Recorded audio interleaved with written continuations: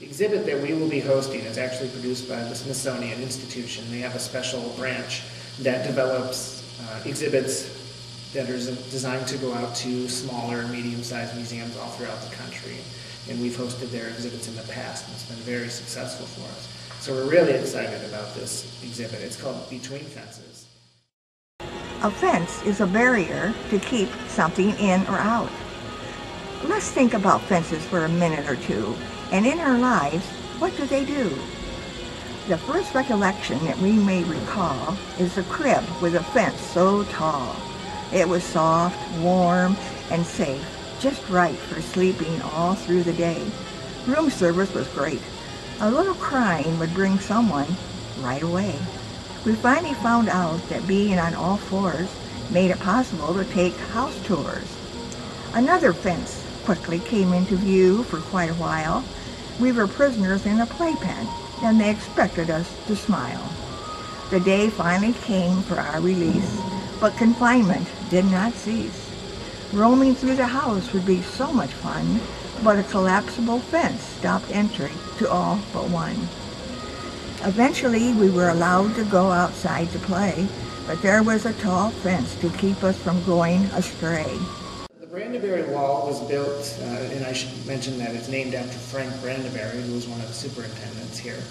And it was constructed here by the residents and by Frank Brandeberry. The idea was, behind courthouses, which the county home was that people would come here and they would learn a good work ethic.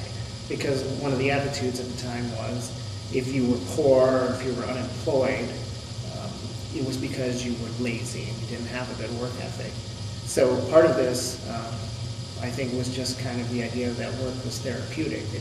They put them to work so that they would have something to do while they were here, and they learned a skill, in this case, stonemasonry.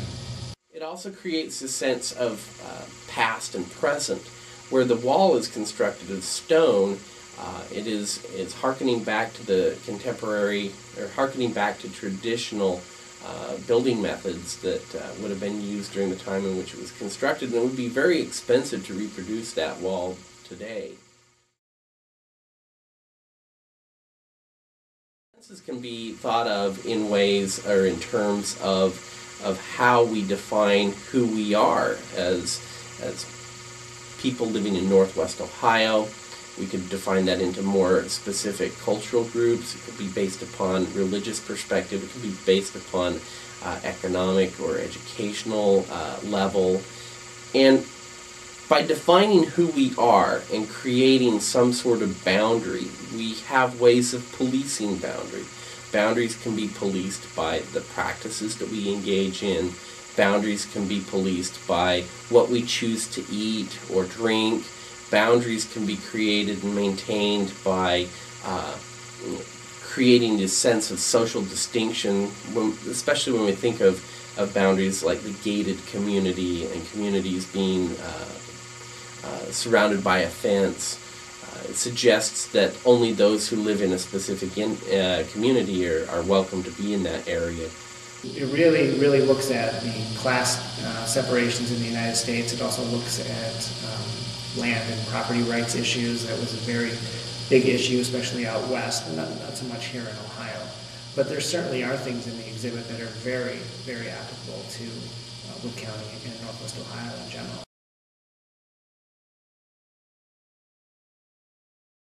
They took the hogs to market. And so I think it was called Hogtown for that reason. But later it became another whole thing.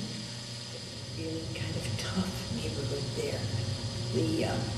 The homes were really shabby and poor, and the kids had kind of an attitude. Some of the fellas remind me now of living in maybe ghetto areas or something. But the kids would have to be tough because they were from there. Mostly the boys, not the girls. When I grew up, Hogtown was a community of very shabby homes. Some even had dirt floors. But also when I grew up, it was a very desperately poor time for everybody. It was in the middle of the Great Depression. And so we didn't really notice how sad it was.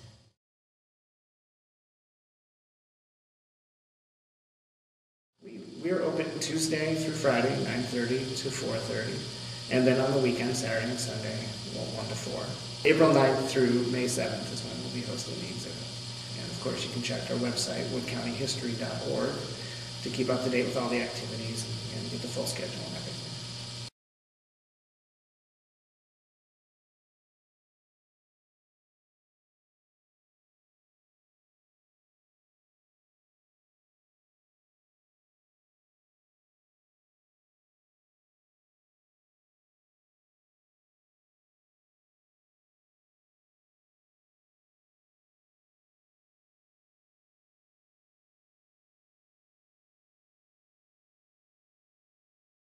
Freedom was granted, but we were watched like a shepherd with his flock.